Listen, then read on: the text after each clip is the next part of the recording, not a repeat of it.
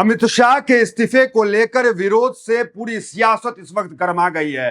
BJP मुख्यालय तक जो प्रदर्शनकारी है वो पहुंच गए हैं। अमित शाह के खिलाफ ऐसा विरोध जो अब सिर्फ सड़कों तक सीमित नहीं रहा है, बीजेपी मुख्यालय के बाहर तक पहुंच गया। जी हां, गृह मंत्री अमित शाह को सड़कों पर घेरना शुरू कर दिया गया है। अमित शाह के इस्तीफे की मांग अब खुलेआम सड़कों पर हो रही है। अब सवाल बड़ा है, आखिर बीजेपी मुख्यालय तक प्रदर्शनकारी क्यों पहुंचे?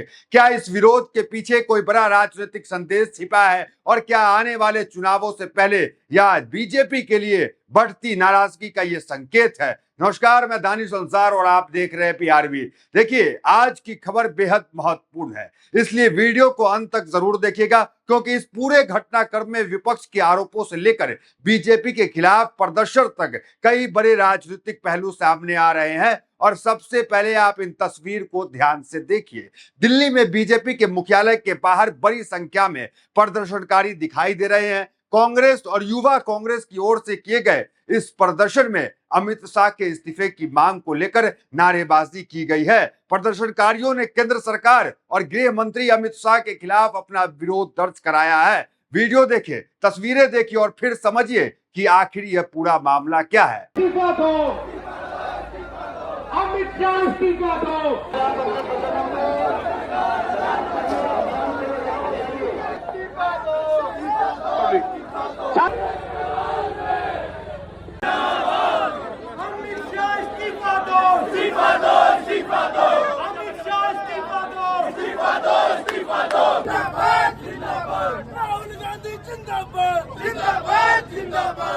दोस्तों, तस्वीर में जिस तरीके से बड़ी संख्या में पुलिस बल की तैनाती दिखाई दे रही है, उससे साफ है कि प्रशासन ने प्रदर्शन को लेकर सुरक्षा के व्यापक इंतजाम किए थे। बीजेपी मुख्यालय जैसे संवेदनशील राजनीतिक स्थल के आसपास बैरिकेडिंग की गई और प्रदर्शनकारियों को आगे बढ़ने से रोकने के लिए पुलिस कर्मियों की तैनाती की भी वहां पर दिखाई दी कि किस तरीके से पुलिसकर्मी तैनात है। प्रदर्शन के दौरान अमित शाह के इस्तीफे की मांग को लेकर लगातार नारे लगाए गए। कांग्रेस की ओर से इसे प्रदर्शन को उन मुद्दों से जोड़कर देखा जा रहा है जिनको लेकर पार्टी लगातार केंद्र सरकार और गृह मंत्री अमित शाह से जवाबदेही की मांग कर रही है। कांग्रेस का आरोप है कि छात्रों के खिलाफ हुई कथित पुलिस कार्रवाई और अन्य घटनाओं को लेकर गृह मंत्री की जवाबदेही तय होनी चाहिए। इसी मुद्दे को लेकर राहुल गांधी और कांग्रेस के दूसरे नेता लगातार सरकार पर सवाल उठा रहे हैं। राहुल गांधी पहले ही अमित शाह इस्तीफा दे ऐसी मांग कर चुके हैं और अब बीजेपी मुख्यालय के बाहर युवा कांग्रेस सत्ता को आईना दिखा रही है।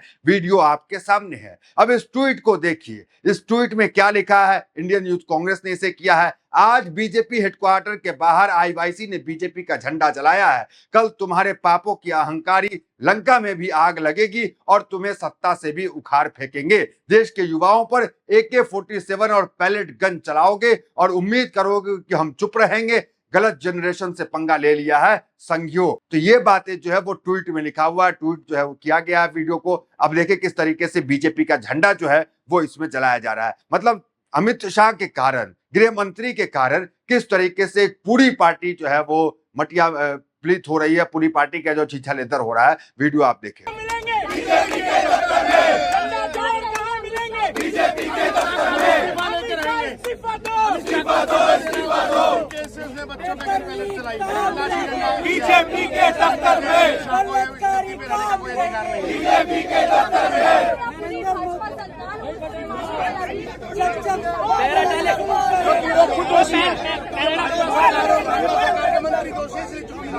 देखा आपने, यानी दोस्तों मामला सिर्फ एक प्रदर्शन तक सीमित नहीं है। एक तरफ सड़क पर कांग्रेस और युवा कांग्रेस के कार्यकर्ता प्रदर्शन कर रहे हैं, तो दूसरी तरफ विपक्ष इसे राष्ट्रीय स्तर के राजनीतिक मुद्दे के तौर पर उठाने की कोशिश भी कर रहा है। और यही वजह है कि बीजेपी मुख्यालय के बाहर हुआ यह प्रदर्शन अब राजनीतिक बहस का विषय बन गया है। अब जरा इन तस्वीर को फिर से नजर डालिए।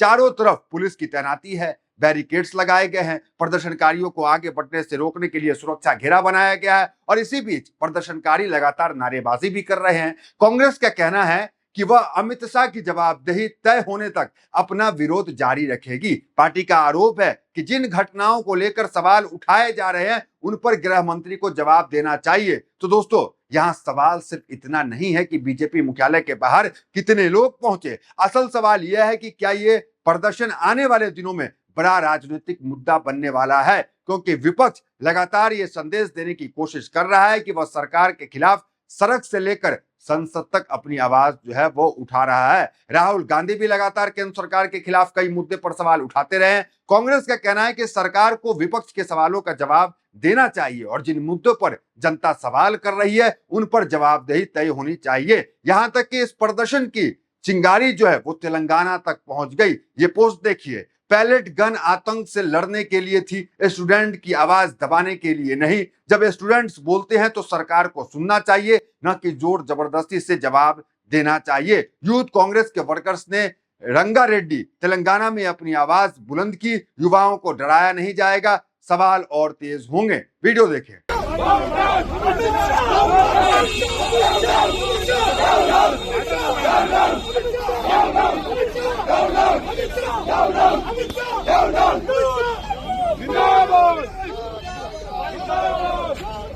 देखा आपने। अब दोस्तों, कांग्रेस अमित शाह के खिलाफ भयंकर विरोध करती हुई नजर आ रही है। इस्तीफे की मांग की जा रही है। अब आने वाले समय में यह देखना बेहद दिलचस्प होगा कि यह राजनीतिक टकराव किस दिशा में जाता है। क्या विरोध प्रदर्शन और तेज होगा? क्या कांग्रेस इस मुद्दे को देश के दूसरे हिस्से तक ले जाएगी? क्या बीजेपी इस पूरे मामले पर विपक्ष के आरोप को कोई बड़ा राजनीतिक जवाब देगी? और सबसे बड़ा सवाल, क्या जनता इन तमाम राजनीतिक आरोप प्रत्यारोपों के बीच अपना फैसला किसी आने वाले चुनाव में किसके पक्ष में सुनाएगी? क्या चुनावी राजनीति में आखिरकार सबसे महत्वपूर्ण भूमिका जनता का ही होता है? नेता आरोप लगाते हैं, विपक्ष सवाल उठाता है, सरकार अपना पक्ष रखती है, राजनीतिक दल प्रदर्शन करते हैं, लेकिन अंतिम फैसला जनता के हाथ में होता है। और आज बीजेपी मुख्यालय के बाहर जो तस्वीर सामने आई, उन्हें कांग्रेस अपने आंदोलन की ताकत के तौर पर जरूर देख रही है। विपक्ष के लिए यह संदेश है कि वो सरकार के खिलाफ सड़क पर उतरने को तैयार है। विपक्ष कहीं से भी पीछे हटने को तैयार नहीं है। आप एक मौके पर देख रहे हैं, राहुल गांधी लगातार जो है वो छात्र संवाद कर रहे हैं, हुंकार छात्र आंदोलन, छात्र हुंकार जो है वो प्रोग्राम कर रहे हैं, पुणे में कर रहे हैं, कोटा में कर रहे हैं, अलग अलग जगह कर रहे हैं। तो कहीं से भी विपक्ष जो है बैकगियर लगाने की यहाँ पर नहीं दिख रहा है। इन तस्वीरों में आप देखिए, एक तस्वीर, इन तस्वीरों में नारेबाजी, पुलिस की तैनाती और बैरिकेडिंग साफ दिखाई दे रही है। और इसी के साथ राजनीतिक सवाल भी खड़ा होता है, क्या देश की राजनीति आने वाले दिनों में और ज्यादा टकराव वाली होने जा रही है? लेकिन दोस्तों, इस पूरे घटनाक्रम का सबसे बड़ा असर आने वाले चुनाव की राजनीति पर देखने को मिल सकता है। अगर विपक्ष इन मुद्दे को लगातार जनता के बीच ले जाता है तो बीजेपी को भी इन सवालों का राजनीतिक जवाब देना पड़ सकता है, क्योंकि जब राजनीति सिर्फ संसद के अंदर ही नहीं हो रही है, राजनीति की लड़ाई अब सड़क पर भी आ गई है, सोशल मीडिया पर है, जनता के बीच है। एक तरफ विपक्ष कह रहा है कि सरकार से जवाब मांगा जाएगा और आखिर जनता तय करेगी कि किसके साथ खड़ा होना है। तो दोस्तों, बीजेपी मुख्यालय के बाहर हुआ यह प्रदर्शन सिर्फ एक दिन का प्रदर्शन है या आने वाले बड़े राजनीतिक संघर्ष की शुरुआत है? खैर, ये तो वक्त बताएगा, लेकिन इतना जरूर है कि देश की राजनीति इस समय बेहद गर्म है। अमित शाह के खिलाफ विपक्ष का विरोध लगातार चर्चा में है और बीजेपी के खिलाफ राजनीतिक प्रदर्शन भी कई जगहों पर दिखाई दे रहे हैं। आने वाले चुनावों में पहले अगर ऐसे प्रदर्शन और तेज होंगे तो क्या ये निश्चित तौर पर बीजेपी के खिलाफ खतरे की घंटी साबित हो सकती है? फिलहाल आप हमें कमेंट में बताएं कि क्या बीजेपी मुख्यालय के बाहर हुए इस प्रदर्शन को आप किस नजरिए से देखते हैं? क्या यह सामान्य राजनीतिक विरोध है या आने वाले चुनावों से पहले किसी बड़े राजनीतिक बदलाव के संकेत है? वीडियो पसंद आया तो लाइक जरूर कीजिएगा और इस चैनल को सब्सक्राइब कीजिए और ऐसे ही बड़ी राजनीतिक खबरों के लिए हमारे साथ जुड़े रहे।